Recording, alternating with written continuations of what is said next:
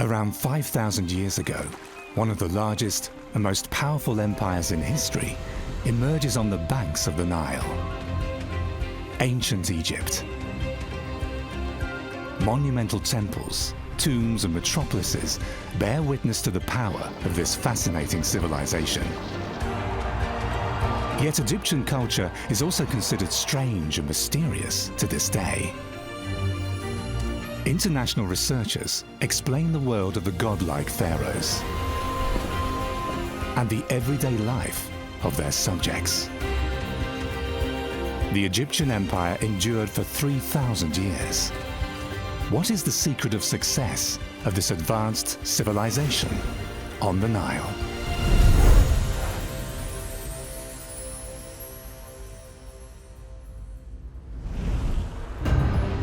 A narrow green ribbon in the middle of endless desert. The Nile, the lifeline of Egypt. Its water transforms parched soils into productive farmland. The first houses and settlements emerge from its mud. It was the mud of Egypt that really made it successful. The history of Egypt is the history of the Nile.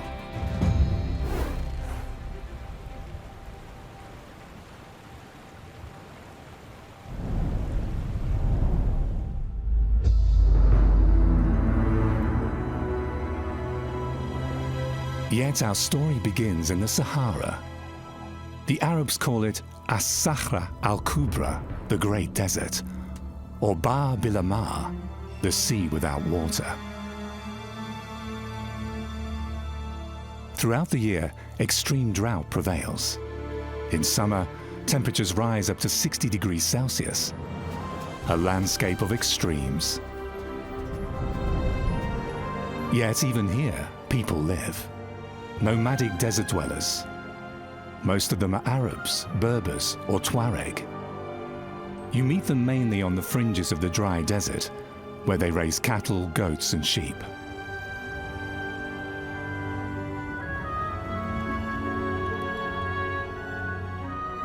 Their homeland stretches from the Atlantic Ocean to the Red Sea. A desert continent, 9 million square kilometers of nothing but sand, stone, and rubble.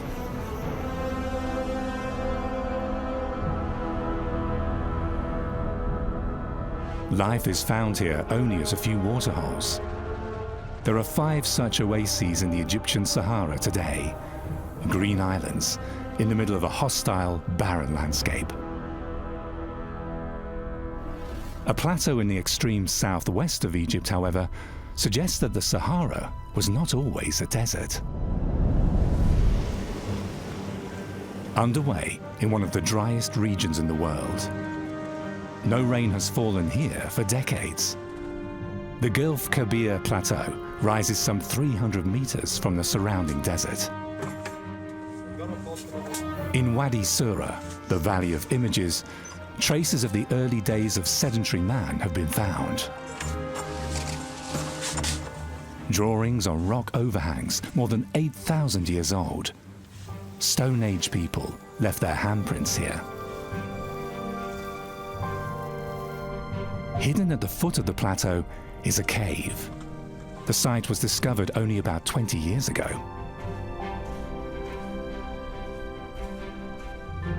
Its rock walls are covered all over with figures. Men hunting, children playing. They show that back then, antelopes, gazelles, and giraffes must still have lived in the Sahara.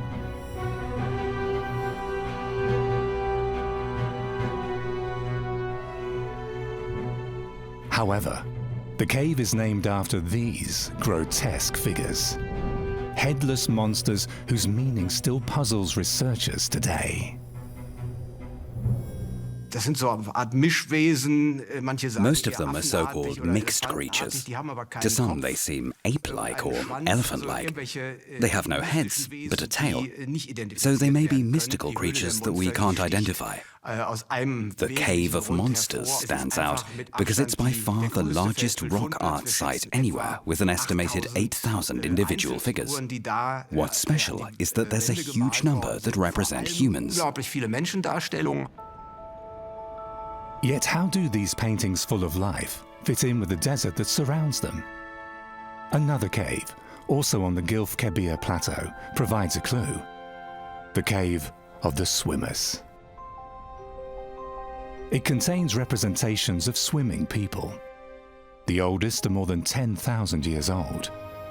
Swimming people in a dust-dried desert? The petroglyphs are not the only evidence that people once lived here thousands of years ago, and that the environment must have looked very different. A few years ago, prehistorian Heiko Riemer and his team surveyed the entire area around the cave and discovered something amazing. Layers of ancient sediment. They are clear traces of a lake in the middle of the desert.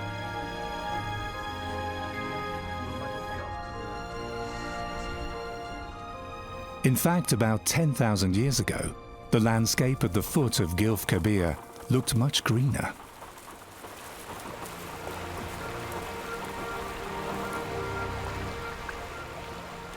It's what we call a dry savanna. That means very low tree cover, typically of acacias and tamarisk. During precipitation periods, a green area forms very quickly, especially in the sand plains, so there'll be meadows which can be used as food supplies.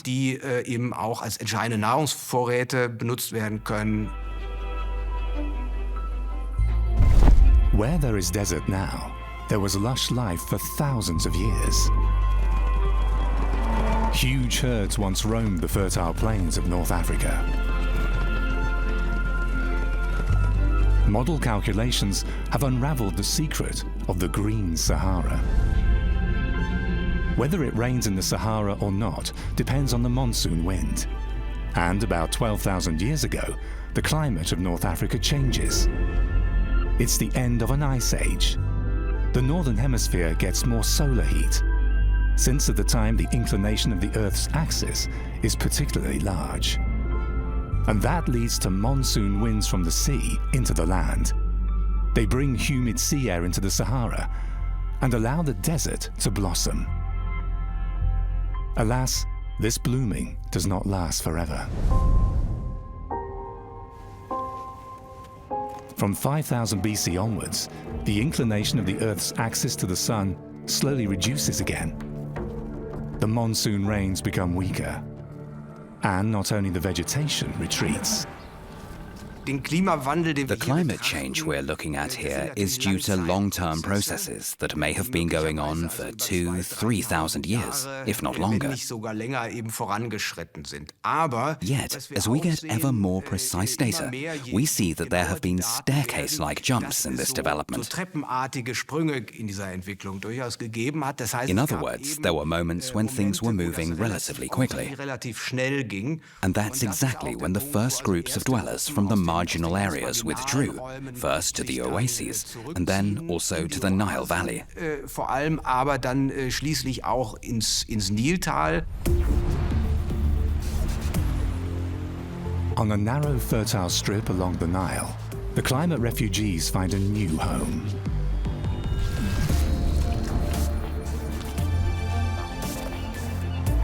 A green paradise, where a different kind of life begins for the nomadic desert dwellers.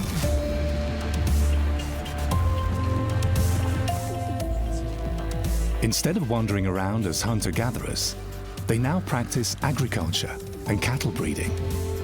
And fishing, of course.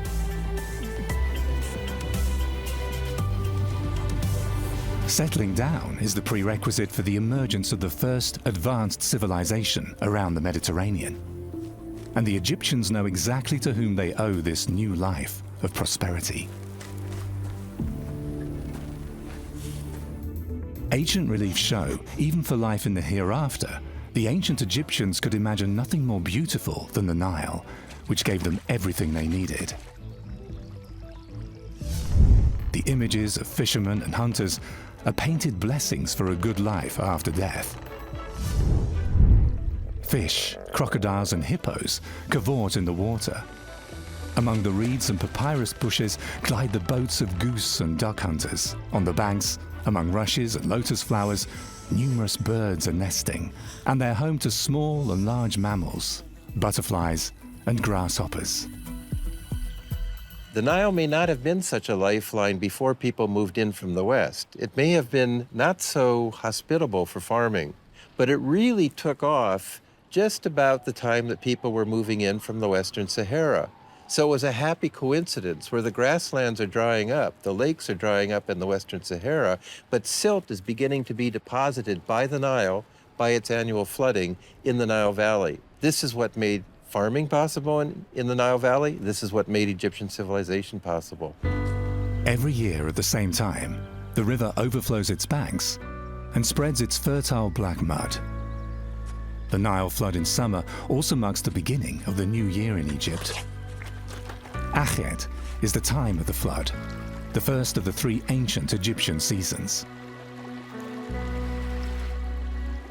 It's followed by Peret, the rising of the seed, which ripens magnificently thanks to the abundance of water the soil has absorbed. Then Shemu, the time of heat and harvest, when the sun-drenched fields on the banks yield rich crops. The waters of the Nile turn the alluvial floodplains into one of the most fertile landscapes in the world. A life in harmony with the Nile. Until the water comes again, and the mud carried along on its long journey.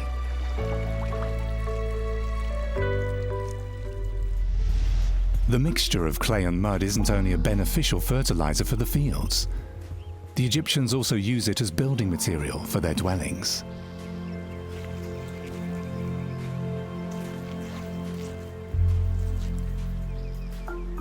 Bricks can be made with it using simple wooden molds. Sand and straw are added for stability. Then the bricks are air-dried. It's an economical and sustainable method of construction, as the Nile constantly provides for replenishment. It was the mud of Egypt that really made it successful, because you made your pots with it, you made your mud brick and your houses with it, you made your palaces with it, you made defensive walls with it. So really, the mud of Egypt is its making. And in fact, the name of Egypt for the ancient Egyptians is Kemet, which means black land. And that is because the color of the soil that was deposited after the flood was so black and dense, and this is what gave Egypt its name. Mud bricks remained the #1 building material of the Egyptians for thousands of years. As early as 5,000 years ago, most of the dwellings in the cities were made of the mud of the Nile. Only what is meant to last forever is built of solid stone, like the pyramids of Giza, or the magnificent temple complexes in Luxor, highlights of Egyptian stone architecture. The ancient historian Herodotus called Egypt a gift of the Nile. The Nile is the pride of the Egyptians, a gift of the gods, exclusively for their chosen people who are supposed to live a life of plenty. Accordingly, the gods of the Nile are worshipped with zeal.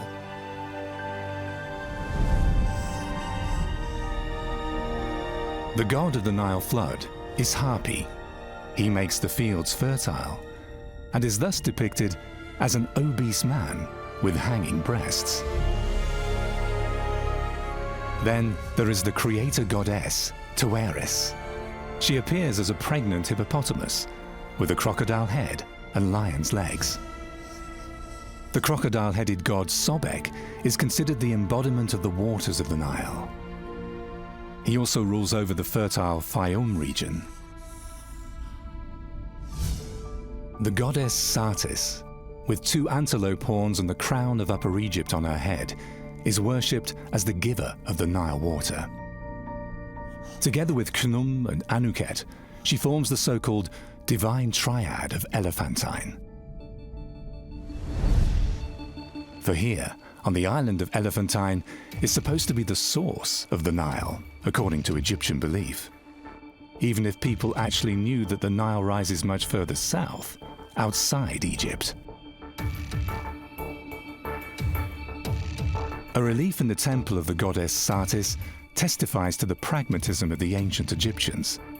To resolve the contradiction, a member of the trio of gods is given a special headdress. It's supposed to guarantee that the ancient Egyptian gods also have power over the part of the Nile outside Egypt. Ancient Egyptian gods normally have only 1 or 2 feathers in their crowns. But when we have a crown which has lots of feathers, this is an indication that we're dealing with a god that has a southern connection. So here, the goddess Anuket is a goddess that gives for the ancient Egyptian a control over the Nile beyond the southern borders, beyond the first cataract. But where exactly is the origin of Egypt's lifeline? The huge river has 2 headwaters. The so-called White Nile rises in the mountains of Rwanda and Burundi and flows north through Lake Victoria. The Blue Nile rises in the Ethiopian highlands. In Khartoum, the capital of Sudan, the White and the Blue Nile become one.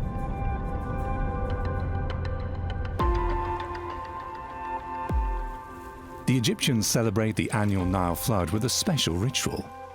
When the flood has reached a certain level, the pharaoh punctures the dams, and the water can pour out onto the fields. The ceremonial openings of the canals are attested to more than 5,000 years ago. How did this happen? How does kingship arise? It probably happens because for all periods, Egypt was organized by households. Households are like seeds, and basically the expansion of kingship was one household and its proprietor becoming more and more dominant, taking more and more villages, and even whole other governorates, whole other districts under his control. Throughout time, the kingship emerged as the household of households, which is what the word pharaoh means. It means the greatest the greatest house. The annually recurring Nile flood guarantees prosperity and the wealth of the country. It drenches the fields with water and transforms the land into a fertile Garden of Eden. Over time, the Egyptians developed ever more sophisticated irrigation systems to supply their fields with sufficient water all year round. Farmers rely on what is known as basin irrigation. With the help of sluices and mechanical pumps, a finely branched canal system directs the Nile flood to where it's most urgently needed. Even today, Egyptian farmers irrigate parts of their fields with this time-honored method. When the water supply is assured, Egypt does well. Yet, if the floods fail, drought, hunger and misery must be expected. In the Middle Kingdom, massive construction projects are designed to ensure a continuous water supply. Under Pharaoh Amenemhet II, around 1850 BC, the natural course of the Nile branch called Bahr Yusuf is converted into a canal. The Joseph Canal, 15 kilometers long and 5 meters deep, follows the natural gradient of the valley and connects the Nile with the Faiyum basin, southwest of Cairo. A gigantic irrigation system is created, with mighty barrage dams and drainage canals. The diversion of Nile water into the Faiyum basin also creates a huge artificial lake, Lake Moeris, a water reservoir with a capacity at the time of 114 cubic kilometers. It fills from August to December through the Joseph Canal and empties again from March to May, so that beginning in April, summer crops can be grown on the lake's brine on an area of 15,000 hectares. The marshy Faiyum becomes the granary of Egypt, an oasis in the middle of a barren desert. To coordinate the deployment of skilled workers and materials, however, another achievement of Egypt's advanced civilization is needed: a well-functioning administration. Ancient Egypt did not merely consist of Upper and Lower Egypt, and then perhaps the desert regions. The country was subdivided into many individual provinces or districts, which we today call nomes. They were the lower or local strata of the administration of the individual province. Only this way could the additional yield produced by agriculture be distributed to the various areas of the country. The Egyptians knew the nomes as sepat, or later nomos. As early as the First Dynasty, the elongated country is divided into smaller administrative units. They're located on both sides of the Nile and extend over 30 to 40 kilometers. Their Egyptian names are derived from the gods worshipped in the respective area. There are 42 nomes in total, 22 in the Delta, 20 in Upper Egypt. Once established, they remained valid until Greco-Roman times, that is, for millennia. The leaders of these districts, the so-called district princes, were of course supposed to be loyal to the ruling house and to the king. Yet in certain critical phases, they first and foremost minded their own interests. In a way, this is comparable to the governors of individual federal states today, who sometimes challenge or even defy the central government. It would have been very similar back then. The administration also sets taxes based on the water level of the Nile. On the island of Elephantine, there are several so-called Nilometers, which are used to measure the height of the annual Nile flood. The oldest of them is located near the Satis temple, a staircase with a marking scale. But there are other models.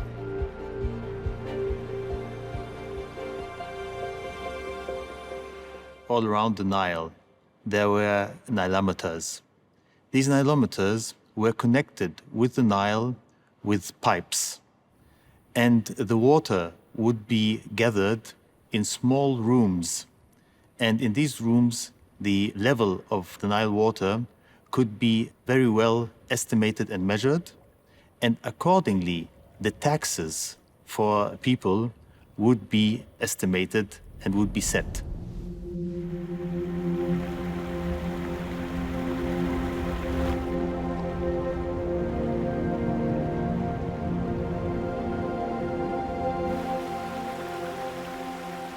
More water meant a more rich outcome of the agriculture would mean higher taxes, and the other way around.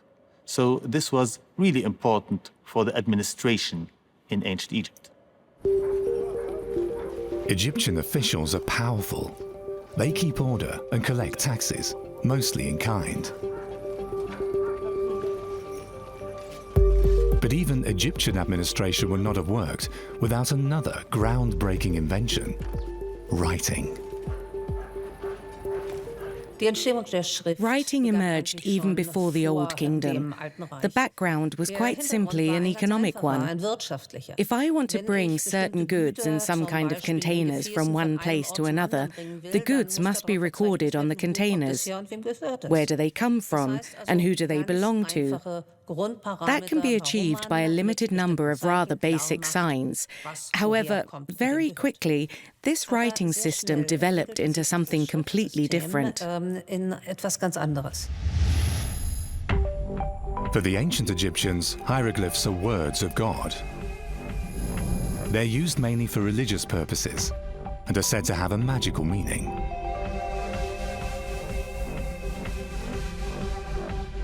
The painting of the elaborate ideograms is practiced on wooden tablets like these. They're covered with a white layer of stucco, so they can be used again and again. For everyday correspondence, however, the Egyptians used the so-called hieratic, where the hieroglyphic characters are simplified into strokes and groups of strokes. Papyrus and parchment are so valuable back then that people prefer to use shards of clay for everyday notes. In the late period, another form of writing appears, demotic.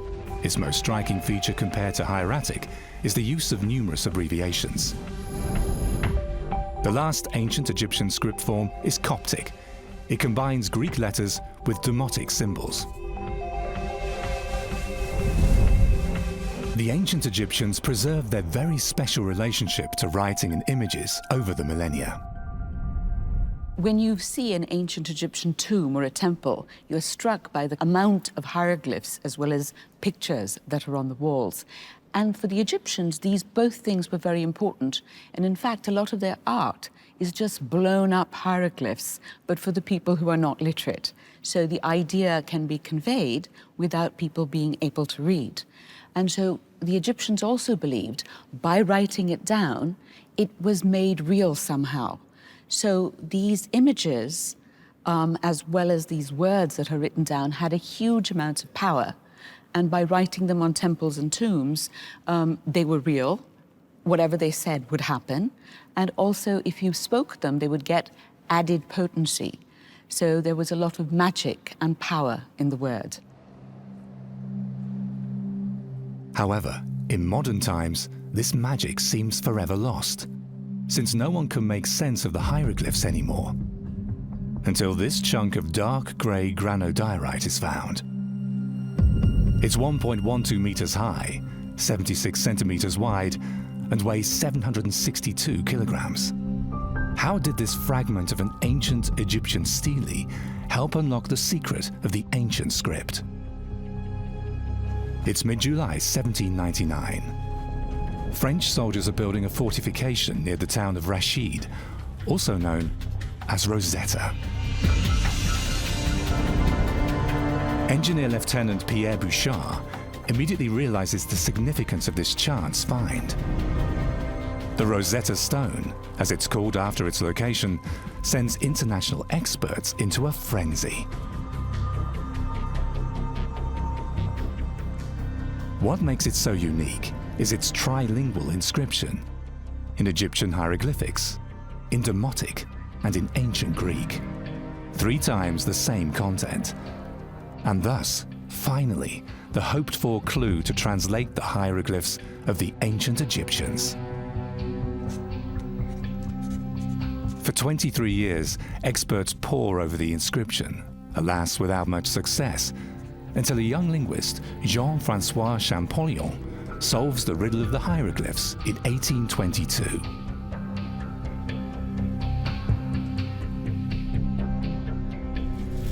Champollion recognizes that hieroglyphic signs also stand for sounds and can be read like an alphabetic script. First, the Frenchman deciphers the name of the pharaoh Ptolemy. The 7 hieroglyphs stand for 10 Greek letters, yet that's only the beginning. By cracking the millennia-old code, Champollion opens up whole new possibilities for exploring ancient Egypt. Thanks to the countless preserved papyri, scientists can explore ancient Egyptian civilization. Even today, new documents continue to be discovered. Texts written by the elite of the country, mostly priests or officials. Future civil servants are taught to write from childhood. They also acquire specialized knowledge necessary for handling matters of economy, such as the drafting of contracts. And they learn the basics of mathematics, enabling them to calculate areas and volumes. In ancient Egypt, there's a civil servant for every task. More than 2,000 different official titles have been handed down. The bureaucracy in ancient Egypt is quite strong since the unification of Egypt. With time, the officials, especially the high officials, gain more and more power and prestige. Some of them start to have really big and prestigious tombs.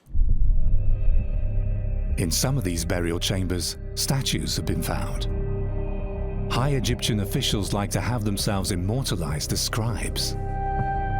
An emphasized obesity seems to have been a must in these portrayals.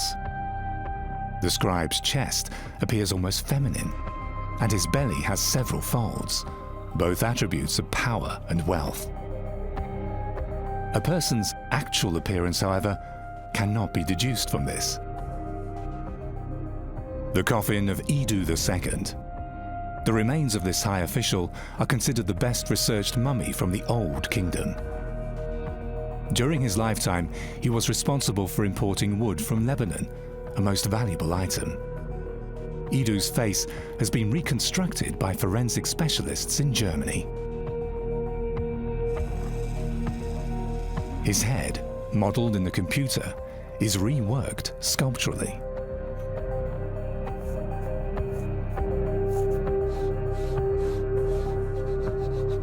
The result of the elaborate facial reconstruction is amazingly realistic, including a contemporary hairstyle of braided pigtails.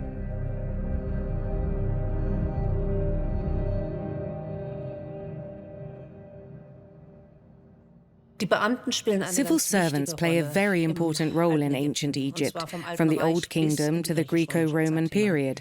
They are the ones who ensure that the state functions properly. The Great Pyramids, for example, could not have been built without this highly efficient administration. So without the officials and the priests, ancient Egypt would not have been the civilization we know today.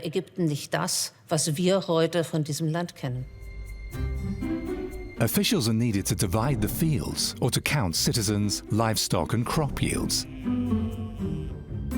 They collect taxes, using force if need be. They're responsible for protecting caravans through the desert. And on the river, they hunt down smugglers.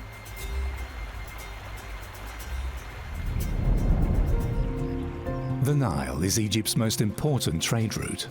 Without it, the centrally controlled supply of the population would hardly have been feasible. Large quantities of grain, as well as stones for the construction of temples and pyramids, have to be transported. Officials and common travelers want to reach their destinations quickly and easily. In ancient Egypt, all this is only possible by water.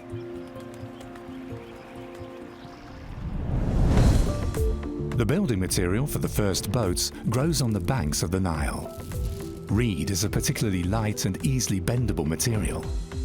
It's dried and tied into bundles, then bent into shape. A roof made of straw offers protection from the sun. The rudders are attached to wooden poles. This type of boat can even be traced back to pre-dynastic times. At the same time, the first wooden boats appear. Their construction follows the same principle. Instead of reed or papyrus, wooden planks are tied together with ropes made of palm or papyrus fibers.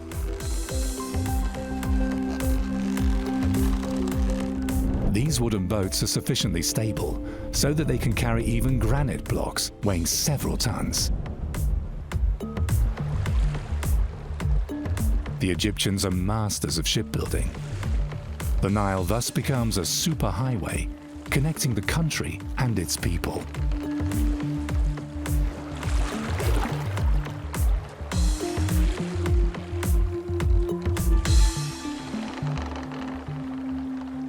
The Nile basically sufficed as a transport artery for the whole length of the country. So the way to get around in ancient Egypt was by boat. And so the Nile was a very busy artery. The Nile not only brought life to Egypt in terms of bringing the silt that allowed agriculture to happen, but the Nile brought a means to get around the country and to unify the whole nation. In fact, wheeled vehicles hardly play a role in pharaonic Egypt. One of the rare exceptions, ox carts used to transport ships over land. Egyptian boats can be disassembled into their component parts if necessary, and reassembled at their destination, plank by plank. In warfare, this can provide decisive advantages. Behind this is an ingenious plug-in system. There's not a single piece of metal. A few wooden nails ensure that the parts stay firmly together, even in stormy weather.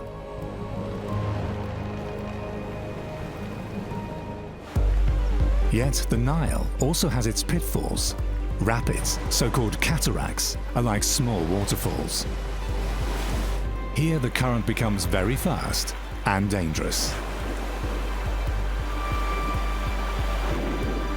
As a rule, however, the river is navigable all year round, over a length of almost 900 kilometers between the Nile Delta and the first cataract near Aswan. Shipping traffic is possible in both directions. There are corresponding hieroglyphs for the terms downstream and upstream. One ship with mast down for traveling with the current, one with sail hoisted for traveling against the current. Whether underway with muscle or wind power, the cataracts are the biggest obstacle to navigation. Trade goods and raw materials such as gold, copper or wood have to be unloaded here and reloaded beyond the rapids. Special transport roads are built to bypass the cataracts.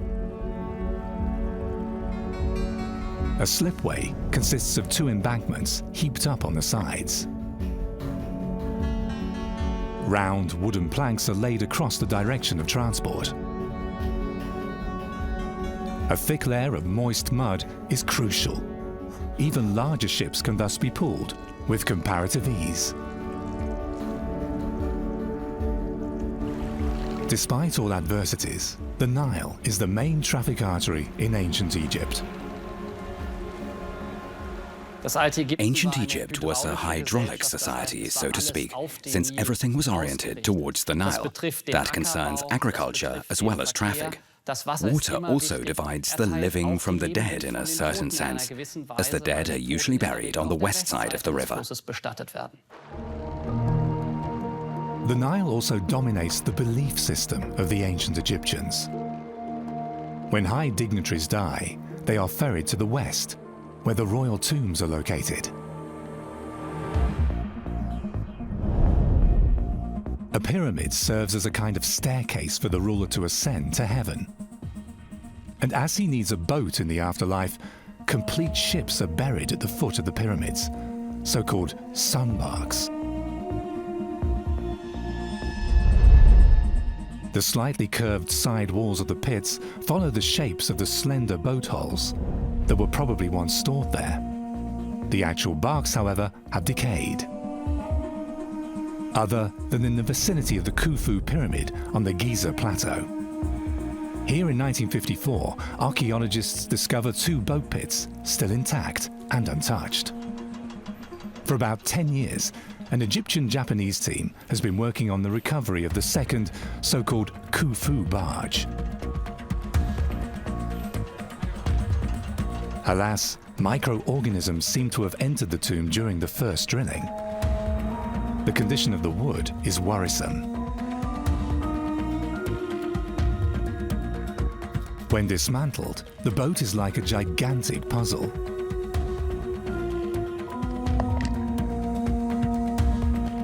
So to what degree the reconstruction will resemble the original remains to be seen. The first Khufu bark is 4,600 years old and would still be functional today. However, it was never intended for the waters of the Nile. For the Egyptians, the sun god moved across the sky in a boat, in a bark. And during the day, of course, you can see him. But at night, too, he had to go through the night sort of sky or river on a bark.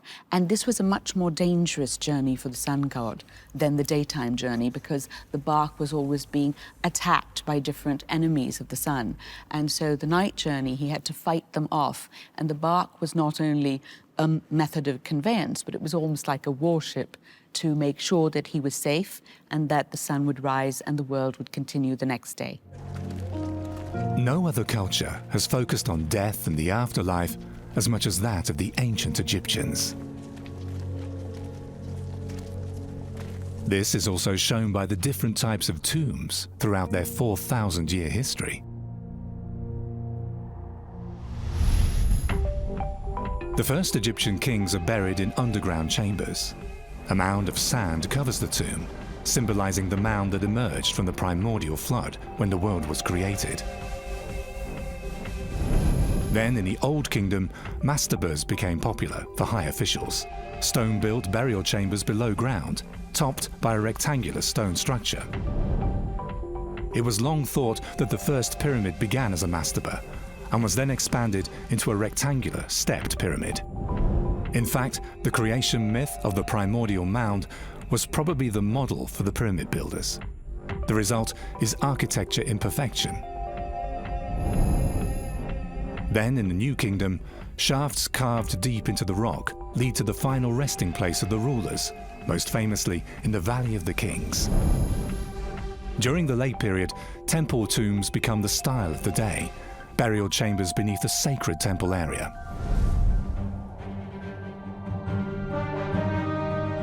Most of the tombs from the early period are located at Abydos. Around 3700 BC, the first kings of Egypt are buried here. Egyptologists call this epoch the Naqada culture.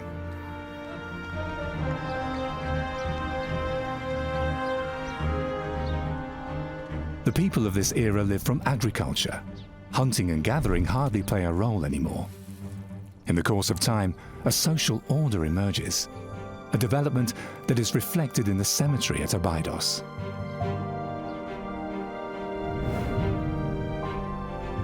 There are smaller graves from pre-dynastic times, but then it becomes the burial site of the first rulers of a united Egypt.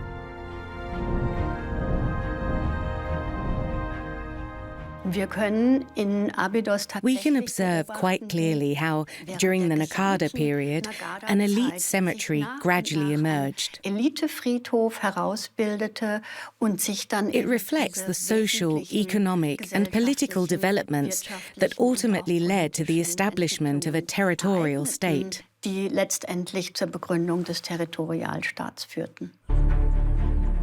This is said to have been the birthplace of the unified Pharaonic Empire, Hierakonpolis, the former residential city in the south of the country.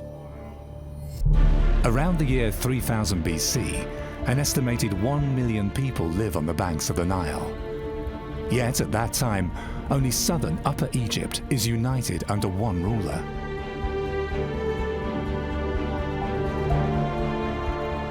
His name is King Narmer. Historians have long puzzled over what may have happened at Hierakonpolis at this time. One thing is certain: Narmer is ambitious and wants to expand his power into northern Lower Egypt. According to ancient sources, the princes of the Nile Valley have been fighting each other for a long time. Narmer wants to subjugate the rebellious factions in the north and decide the centuries-long struggle for himself. So, were Upper and Lower Egypt united by force?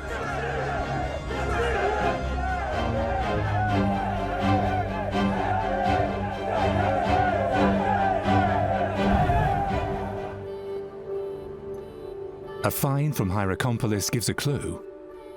It was discovered at the end of the 19th century during excavations in the former temple area of the city. A slab of green slate, weighing almost 20 kilograms. The 5,000-year-old so-called Narmer palette tells the story of the king. The images show brute force and subjugated enemies. mere propaganda, or indeed proof that Narmer conquered the lands of the north?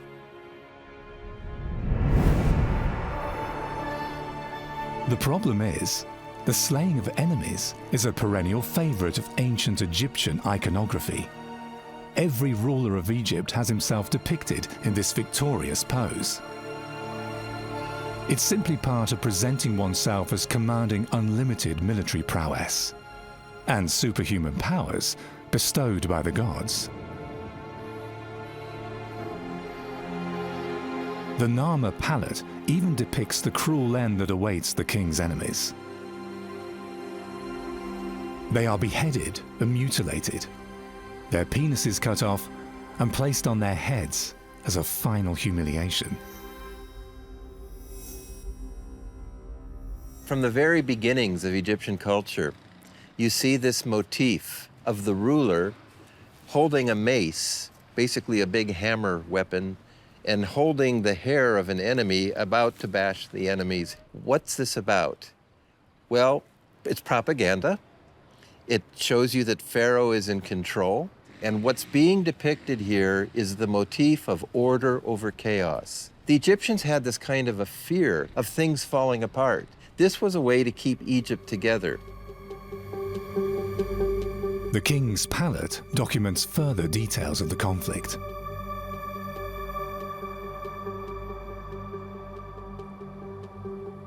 His opponents are identified as inhabitants of the Nile Delta, as is indicated by the coat of arms of the north, a papyrus plant.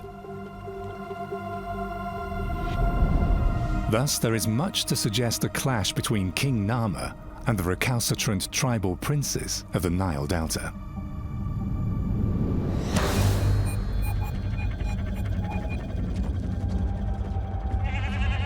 The battle against the army under the papyrus is the oldest known battle in world history.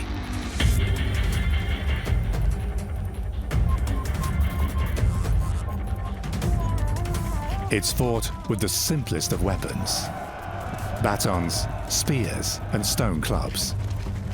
The opponents fight each other man against man.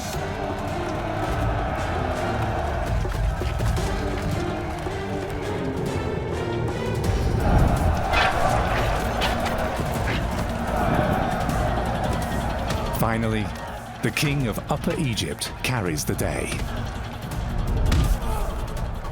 Before the unification, Egypt was still divided at least into two kingdoms, one in the south and one in the north. Narmer clearly is starting his conquest of the north with the white crown of the south of Egypt.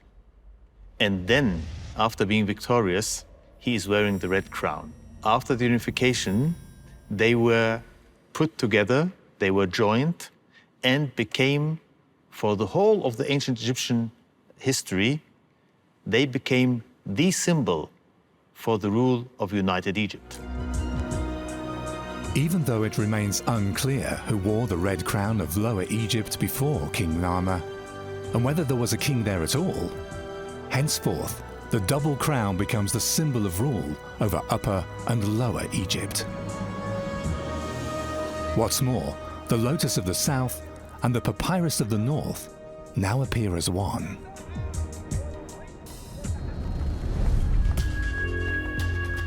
However, Egyptologists have long doubted whether the legendary battle took place at all. Until, in 1996, while examining Egypt's earliest written records at Abydos, researchers come across an inconspicuous tablet. It's a tag of a shipment of goods.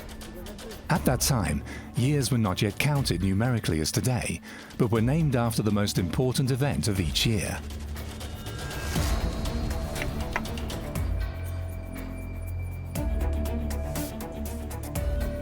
The pendant dates an oil delivery to the year in which it is said, Narmer defeated the papyrus people.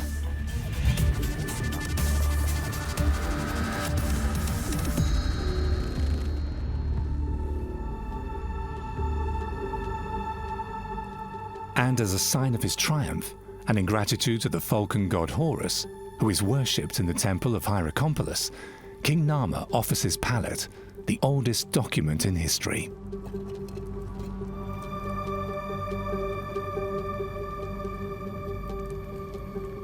So this would indicate that he actually was involved in this fantastic action, and that he was the one who concluded, most probably, a long line of attempts to achieve the unity of Egypt.